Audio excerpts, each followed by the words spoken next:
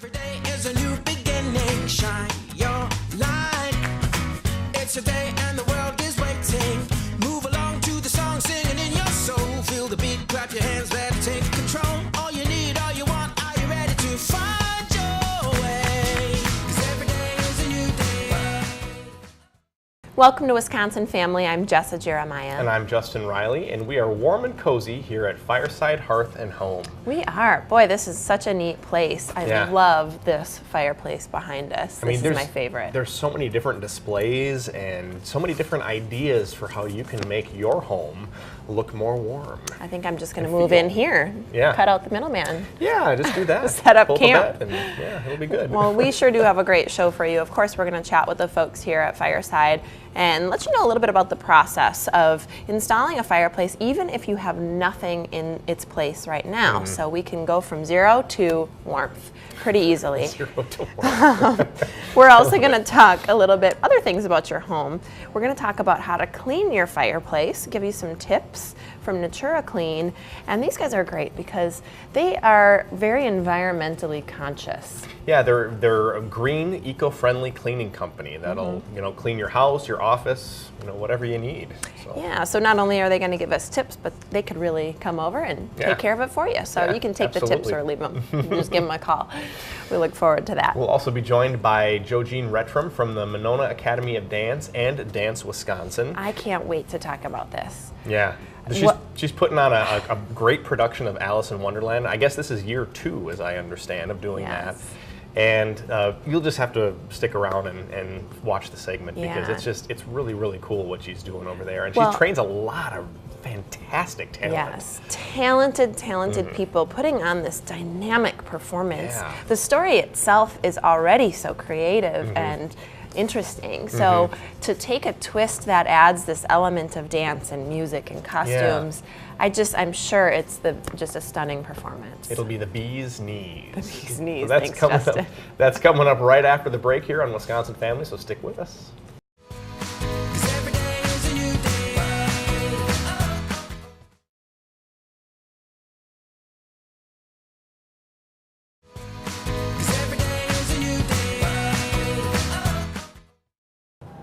Things are heating up here on Wisconsin Family at Fireside, Hearth, and Home, and we are loving it. Oh my gosh, I'm so cozy. It's great. I love it.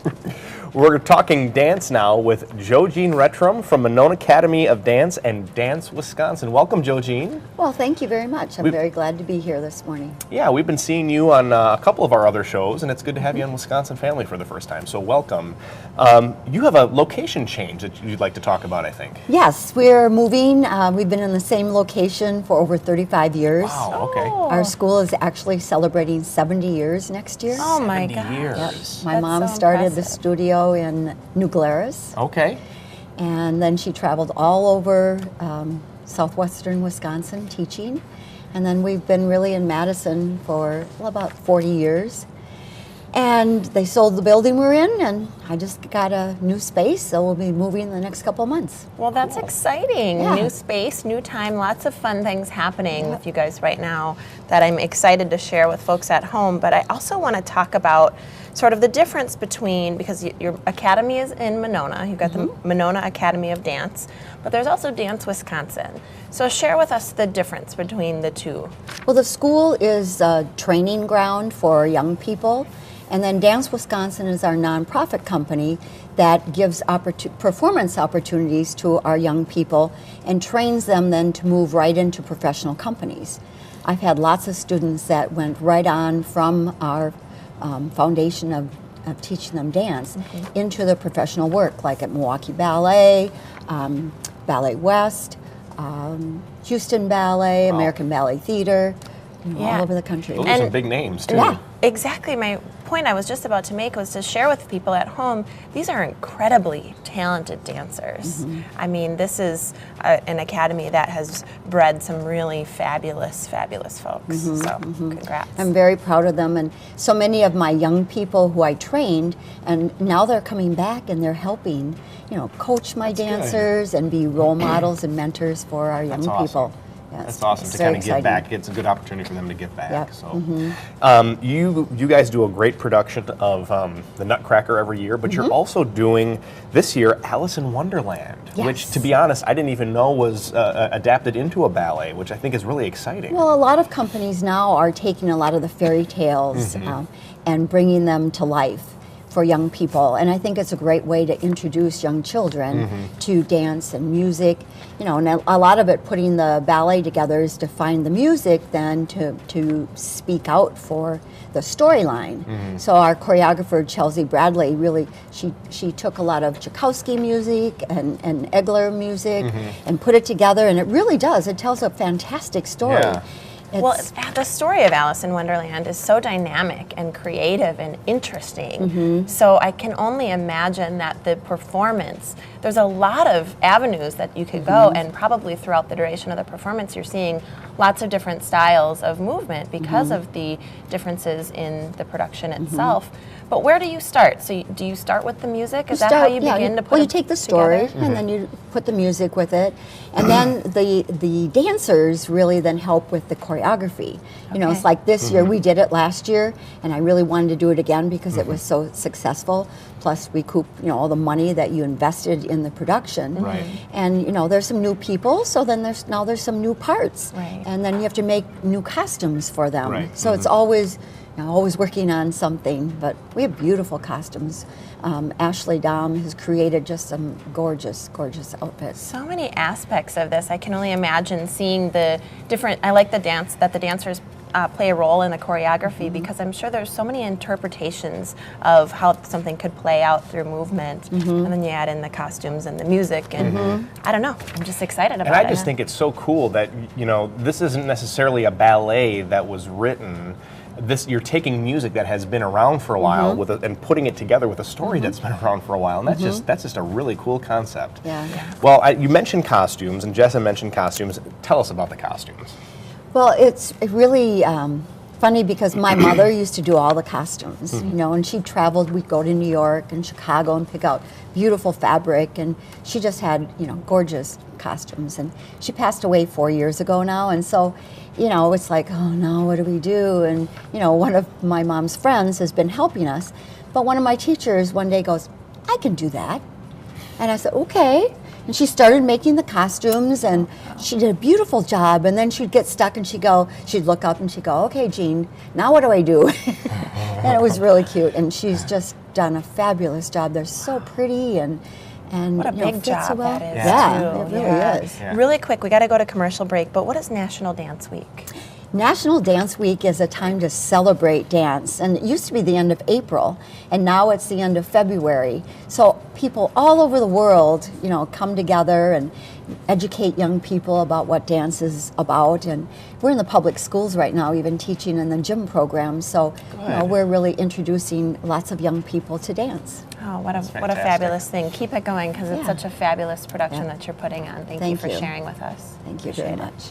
Well, this is Joe Jean Ruttram from Monona Academy of Dance and Dance Wisconsin. Thanks for joining us. Thank you. And stick around. There is more Wisconsin Family here at Fireside, Hearth, and Home right after the break, so stick around. 'Cause every day is a new day.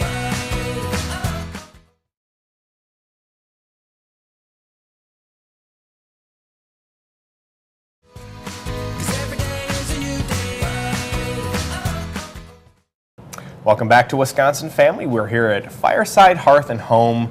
It's toasty, it's warm, and I think I hear chestnuts roasting. Are you going to break into song? I feel like that's the next After step. the camera turns on.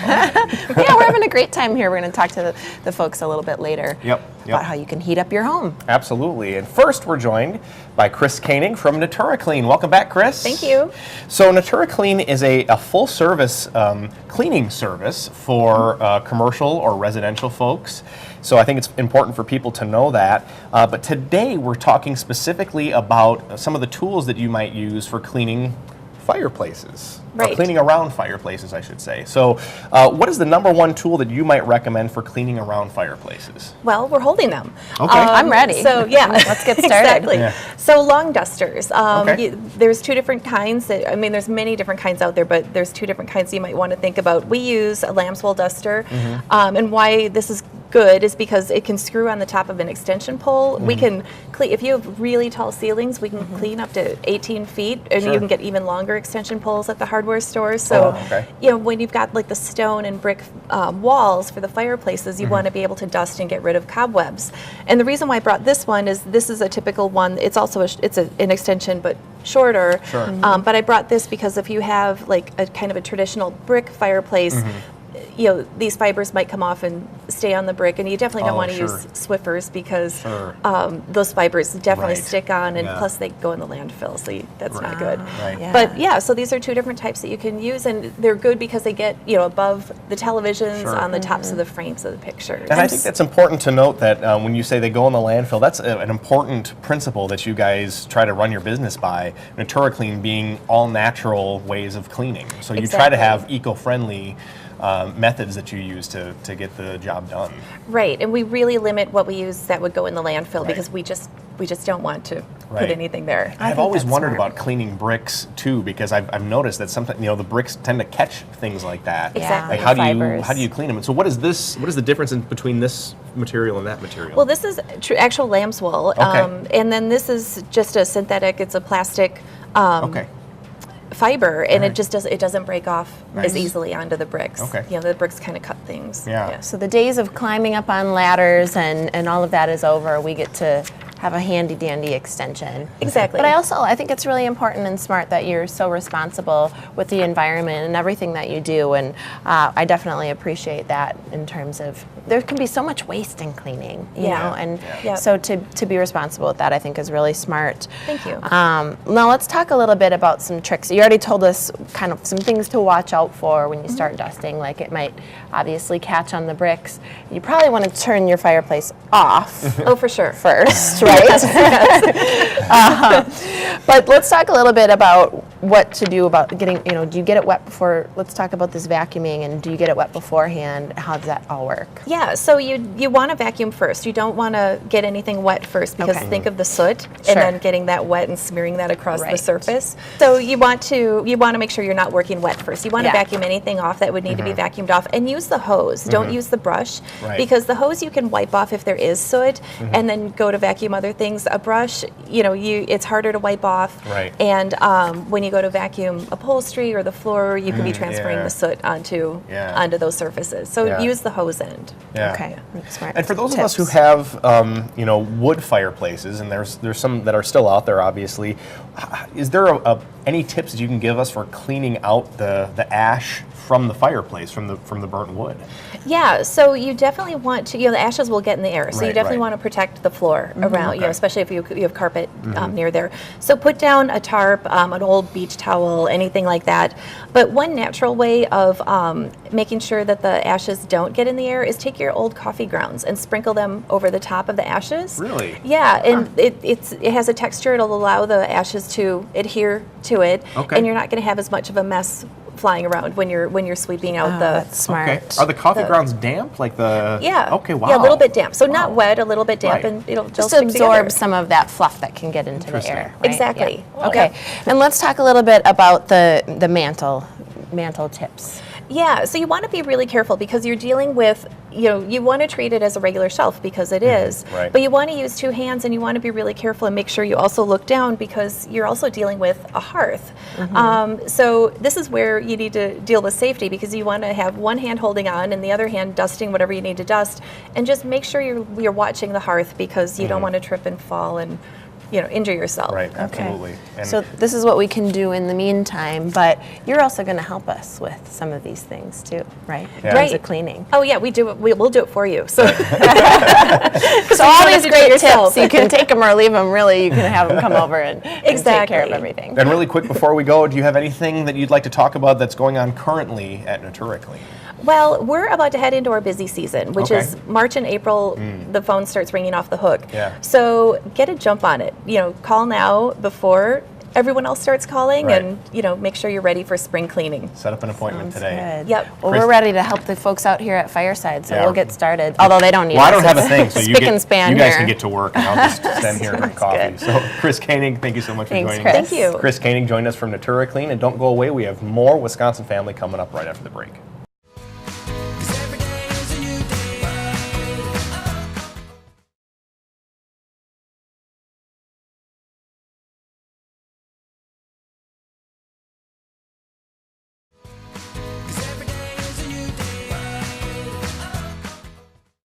Welcome back to Wisconsin Family. We are heating up here, cozy by the fire. Yes, we have already conspired, and now we're dreaming by the fire. Justin always brings it together. I love it.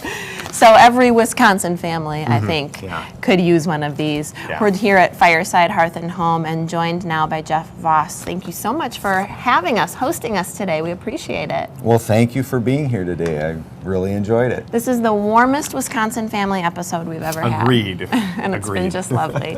So let's talk a little bit about, let's start with a little bit of an overview for folks who haven't been in here. First of all, they have a lovely showroom, but what kinds of products can you help consumers with? We're a full-service fireplace shop. We sell fireplaces, stoves, and inserts.